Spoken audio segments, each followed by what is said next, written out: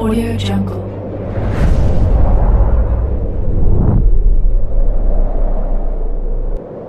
Halo teman-teman, selamat datang di Manhua TV.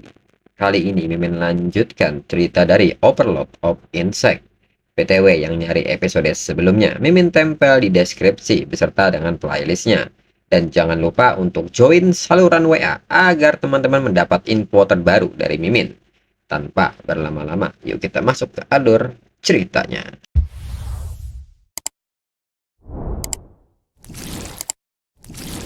Cerita berlanjut. Seketika Mu Hankyu segera meminta tolong kepada Jiang Cheng. Jiang Chen pun segera menarik tangan Mu Hankyu dan memintanya untuk segera lari, dan meminta Mu Hankyu untuk tidak menghalangi jalannya. Seketika Mu Hankyu pun terjatuh akibat dorongan dari Jiang Chen. Namun saat Mu Hankyu menatap ke arah Jiang Chen dan ingin marah atas perbuatannya, Mu Hankyu pun terdiam membatu serta takjub dengan kekuatan yang diperlihatkan oleh Jiang Chen. Dan menurut Mu Hankyu ini sangat keren. Mu Hankyu pun bertanya-tanya apakah ini benar-benar tipe creation yang dibilang tipe sampah. Jiang Chen memiliki dua kelas, tipe racun tersembunyi, dan Mu Hankyu baru menyadari bahwa ini adalah kekuatan Jiang Chen yang sebenarnya. Di saat yang sama, Mu Hankyu merasa jantungnya berdenyut dengan kencang. Dan Mu Hankyu pun menduga bahwa ini pasti karena racun dari Jiang Cheng. 30 menit kemudian, Chu Bulang terlihat kewalahan menahan gempuran melawan roh orang mati. Lalu Duan Feng pun merasakan sesuatu yang aneh. Tidak ada lagi para roh setelah dirinya melewati rumah itu. Xiao Ke pun bertanya-tanya apakah Mu Hankyu telah membereskan semua roh itu. Apakah Mu Hankyu punya harta karun rahasia, dan itu terlalu kuat? Duan Feng pun seketika penasaran apakah Jiang Cheng baik-baik saja. Kemudian Xiao Ke pun melihat bahwa di depan ada tanda-tanda pertarungan bekas tadi, dan segera menghampirinya. Xiao Ke pun nampak tidak percaya dengan hal ini. Ini ada bagian dari roh orang mati. Duan Feng pun meminta mereka untuk mencari di sekitarnya. Karena jika ada sesuatu yang terjadi kepada Jiang Cheng, tidak ada satupun dari mereka yang bisa menerima konsekuensinya. Segera Xiao Ke, Chu Bulang, dan Duan Feng mencarinya. Dan tak perlu waktu lama, mereka pun menemukan Jiang Cheng. Namun pemandangannya mereka lihat tidak seperti yang mereka bayangkan. Jiang Cheng tengah duduk dengan santai sambil diberikan sebuah pijatan oleh Mu Hankyu. Duan Feng pun merasa ini sangat aneh. Bagaimana mungkin Mu Hankyu menjadi pelayan dengan memijat punggung Jiang Cheng? Dan Duan Feng sempat meragukan bahwa dua orang itu adalah kemungkinan bos yang menyamar untuk menipu mereka. Jiang Cheng yang melihat mereka dalam mode siaga segera menanyakan keperluan Duan Feng datang ke sini. Bos altar seharusnya ada di halaman belakang. Namun Duan Feng dengan tegas meminta Jiang Cheng untuk tidak bergerak dan jawab pertanyaannya lebih dulu. Menilai situasinya, Mu Hankyu maju dan menanyakan sikap mereka. Dan jika perlu sesuatu, maka lewatilah dirinya lebih dulu. Jiang Cheng pun menyadari keadaannya dan segera meminta Mu Hankyu untuk mundur. Dan mengatakan bahwa dirinya mengerti dengan apa yang saat ini Duan Feng pikirkan. Dirinya bukan monster, dirinya hanya sedikit terlalu menawan. Dan jika masih tidak percaya, dirinya bisa mengatakan bahwa bos mereka di Night Watch adalah Jigang, dan masakan Tang Xin adalah yang terbaik. Mendengar hal ini, mereka pun langsung menurunkan mode siaganya, dan bisa bernapas lega. Serta mereka bersyukur Jiang Cheng tidak apa-apa. Di saat yang sama, Xiao Ke segera mendekat dan menanyakan apakah Jiang Cheng terluka. Sedangkan Mu Hankyu juga ikut-ikutan memeriksa tubuh Jiang Cheng. Dan situasi ini membuat Jiang Cheng tidak nyaman dan meminta mereka berdua untuk menjaga perilaku mereka. Mu Hankyu pun sedikit malu dan meminta Jiang Cheng untuk tidak marah karena dirinya akan mendengarnya secara baik-baik. Chu Bulang pun tampak sangat iri melihat situasi ini. Kembali Jiang Cheng menanyakan apakah mereka semua ingin melawan bos dan berhenti bercanda sekarang. Mereka semua pun akhirnya mengerti. Setelahnya, mereka pun menuju ruangan bos dan segera Jiang Cheng membuka pintunya. Dan di hadapan mereka saat ini adalah Dead Spirit Leader, tipe bos level 40. Duan Feng pun meminta mereka semua untuk berhati-hati karena bos level 40 dan seketika mengambil komando dan menyebut bahwa dirinya akan mengalihkan perhatiannya.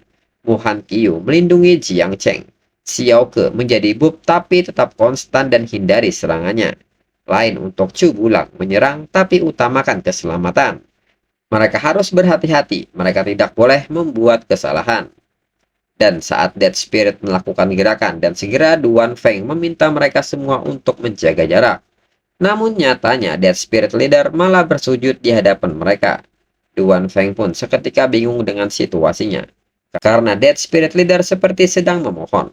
Melihat hal ini, Jiang Cheng pun mengatakan kepada mereka untuk beristirahat karena sedang terluka. Dan biarkan dirinya yang mengurus bosnya.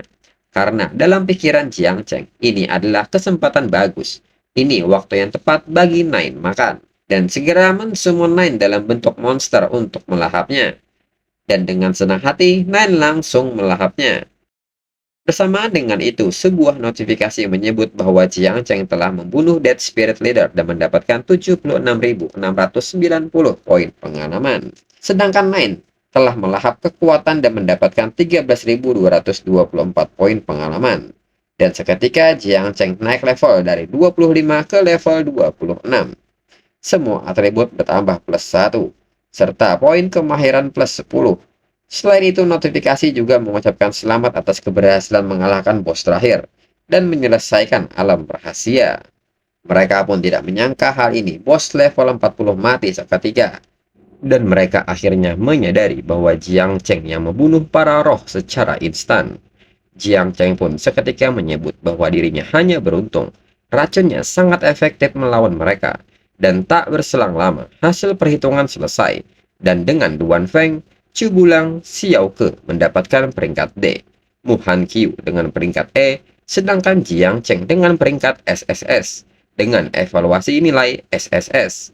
Semua peserta mendapatkan hadiah special item, Medal of the Dead, bisa dilengkapi dengan equipment, bisa menyerap serangan fatal.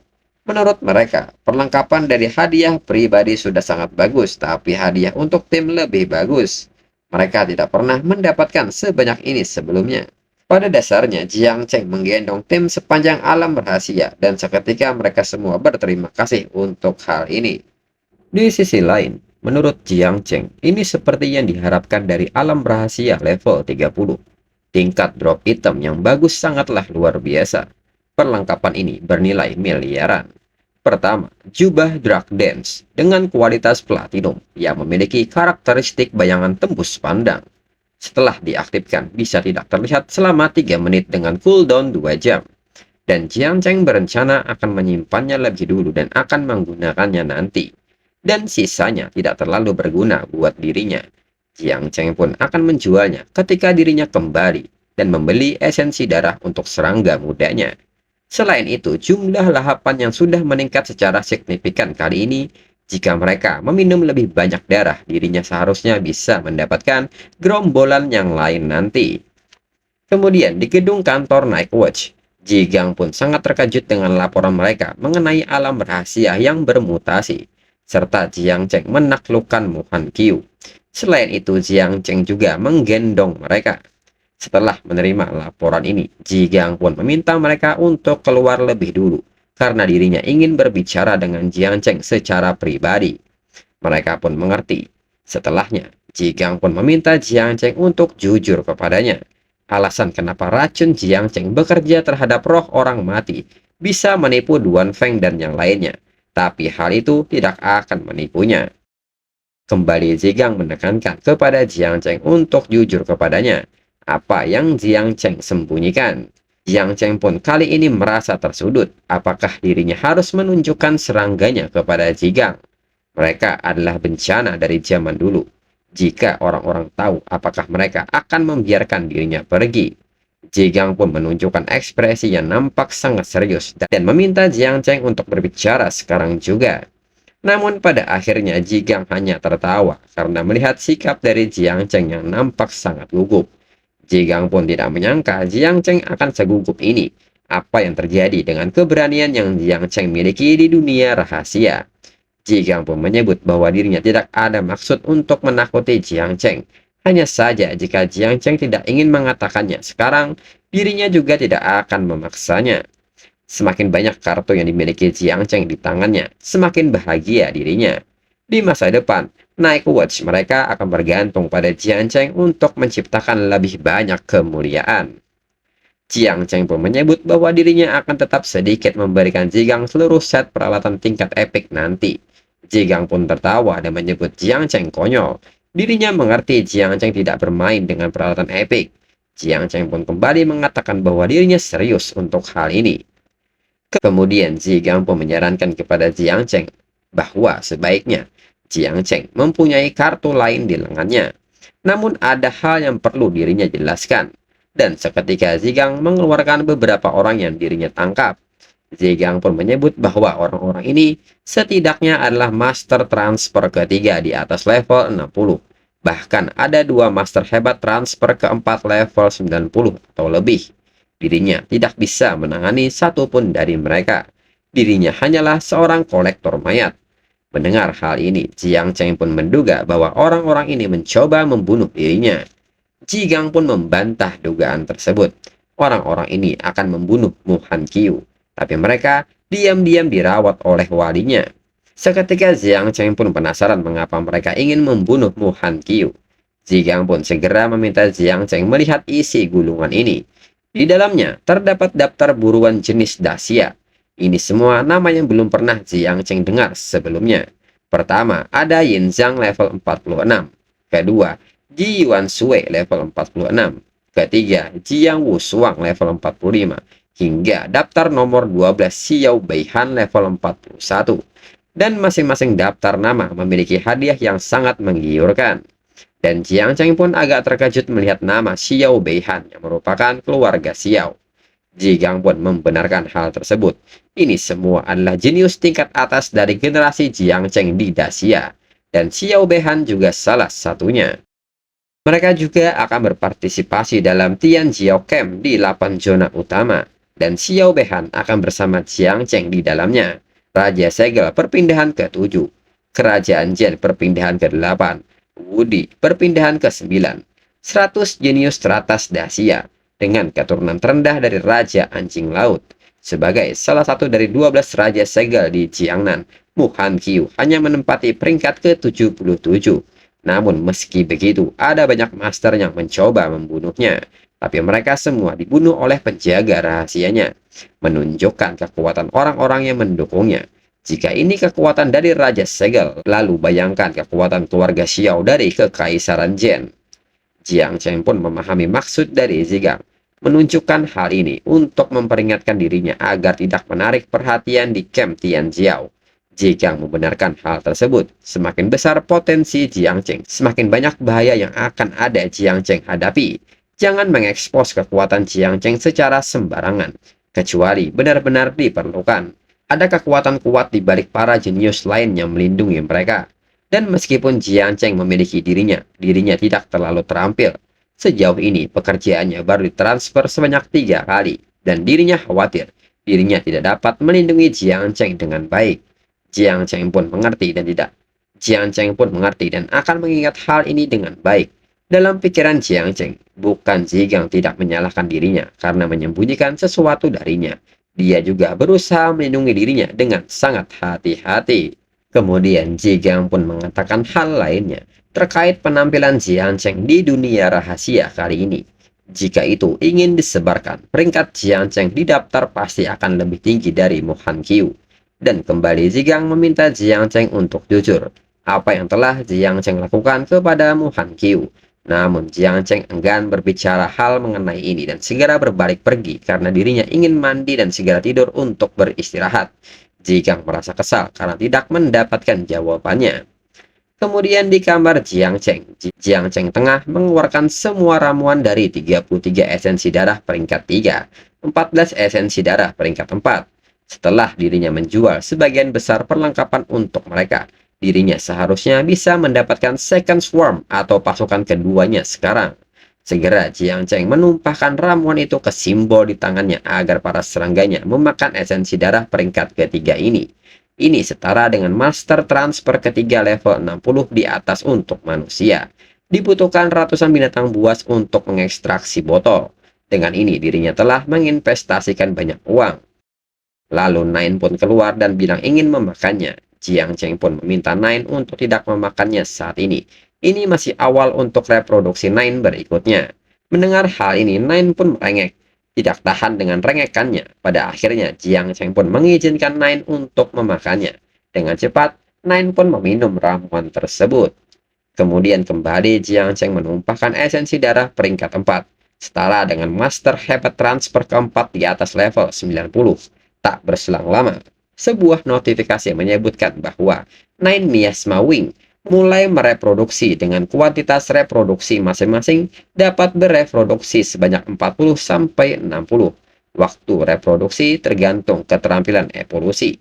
Tak lama kemudian, notifikasi menyebutkan bahwa reproduksi keturunan Nine Miasma Wing selesai dan memperoleh 100.000 ekor. Namun tiba-tiba Jiang Cheng merasakan ledakan energi miasma di tangannya dan seketika meluap. Dan yang terjadi, miasma menyebar di ruangan Jiang Cheng. Jiang Cheng pun berusaha keras untuk menarik semua miasmanya untuk kembali ke dalam ruangan penyimpanannya hingga akhirnya berhasil. Namun ruangannya telah hancur akibat serangan miasma. Jiang Cheng pun agak kesal karena hal ini, karena para tenaga hanya tahu memukul.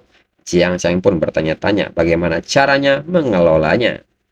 Di saat yang sama, notifikasi kembali muncul dan melihat hal ini, Jiang Cheng pun tidak menyangka power evaluasinya naik menjadi 197 bintang. Dan ini sangat cepat menurutnya. Mereka hampir mengejar rata-rata master di transfer ketiga.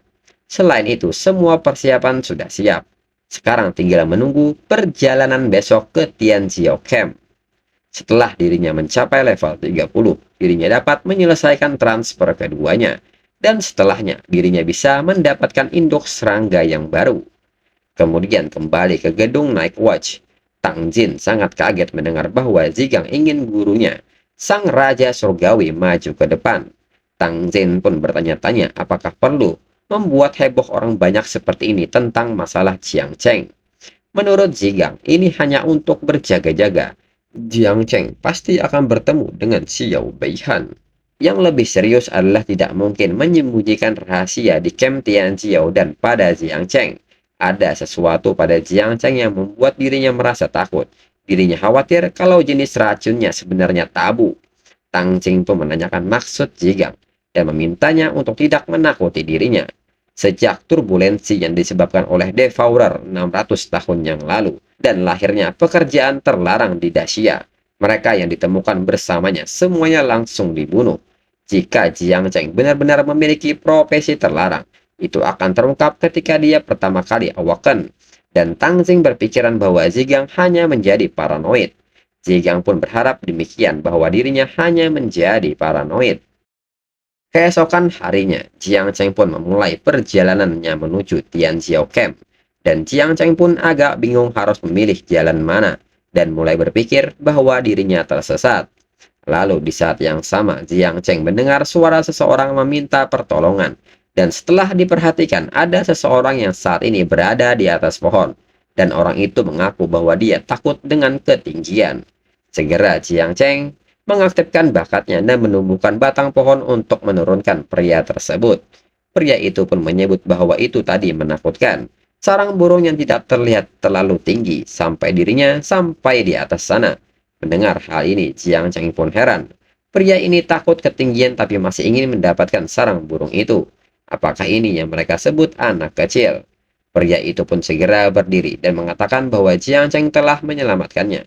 Bagaimana caranya dirinya membalas budinya? Jiang Cheng pun segera menanyakan kepada pria tua ini apakah dia mengetahui jalan menuju Tianjiao Camp. Pria tua ini pun tertawa karena dirinya juga akan pergi ke sana dan meminta Jiang Cheng untuk mengikutinya. Kemudian Jiang Cheng pun bertanya kepada pria tua mengapa dia tidak menyimpan pedangnya di ruang inventarisnya. Padahal pria tua ini sudah awaken. Pria tua ini pun mengatakan bahwa dirinya tidak awaken. Dirinya hanya berlatih pedang. Saat itu dirinya tidak punya bakat setelah dirinya gagal dalam awaken. Dirinya berlari ke sana kemari untuk mencari nafkah. Tetapi bahkan setelah 10 tahun dirinya bahkan tidak mampu membeli toilet di kota. Pada saat itu dirinya benar-benar berkecil hati dan berlari ke pegunungan untuk mencari kematian, hanya untuk menemukan sebuah gubuk kecil yang ditinggalkan oleh seorang pemburu tua dan pedang ini. Kemudian dirinya memutuskan untuk berlatih ilmu pedang di pegunungan setiap hari. Setelah pelatihan 50 tahun, dirinya tiba-tiba mendapatkan pencerahan dan menanyakan respon dari Jiang Cheng, bukankah ini sangat misterius? Dan tiba-tiba pria tua ini bertanya apakah Jiang Cheng bersedia belajar darinya. Dirinya hanya tahu satu gerakan, dan Jiang Cheng sendiri bingung memberikan jawaban seperti apa. Melihat hal ini, pria tua ini sadar bahwa dirinya terlalu terburu-buru. Dirinya akan menunggu sampai Jiang Cheng mau belajar dari dirinya. Dan di saat yang sama, Jiang Cheng terfokus ke arah depan karena mereka telah sampai di Tianjiao Camp.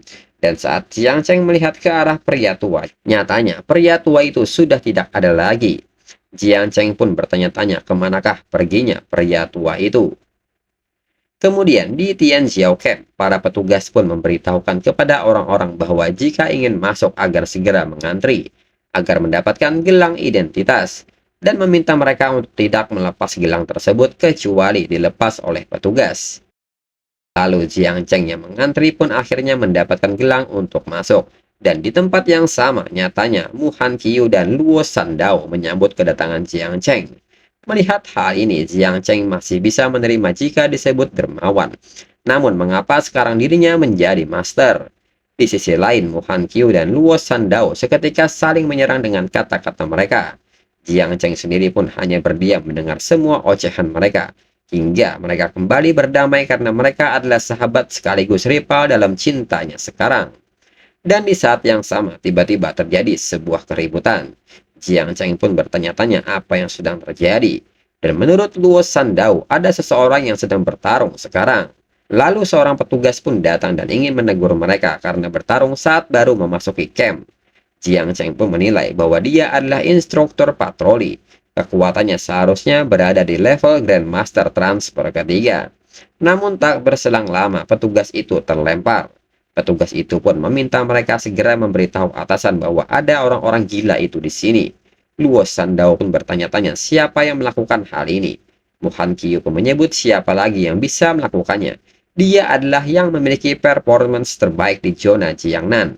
Nama wanita berambut pendek itu adalah Tang Ying, tipe assassin.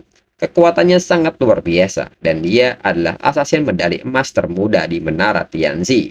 Dikatakan bahwa baru-baru ini di kerajaan Sakura ada seorang Grandmaster yang memasuki transfer keempat dari assassin. Lalu orang yang memancarkan aura merah darah ke seluruh penjuru disebut Bai Feng. Dia dikenal sebagai Killer God. Dia adalah murid dari Fang Lima Garis Pertahanan Laut Cina Timur. Jenius paling cemerlang di wilayah militer. Tapi sepertinya dia punya masalah psikologis dan mudah lepas kendali. Kemudian pria berambut biru yang memegang pedang disebut Xiao Behan dan kakeknya adalah salah satu dari 7 pilar Dacia. Profesinya adalah Kingly Sword Immortal yang dianggap setingkat dewa. Luo Sandao pun mengetahui Xiao Behan dan menyebut bahwa pedang tingkat epik yang ada di tangannya itu dicuri dari keluarganya.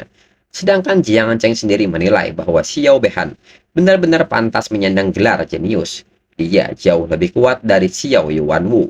Kemudian di tengah-tengah mereka ada seorang pria yang tiba-tiba memukul permukaan tanah hingga bergetar. Dia adalah keturunan yang tak terkalahkan, yaitu Jiang Wushuang. Dikatakan dia memiliki 3 profesi dan semuanya tersembunyi. Dia jelas luar biasa kuat, dan mereka tidak bisa mengalahkannya bahkan dengan kekuatan gabungan mereka.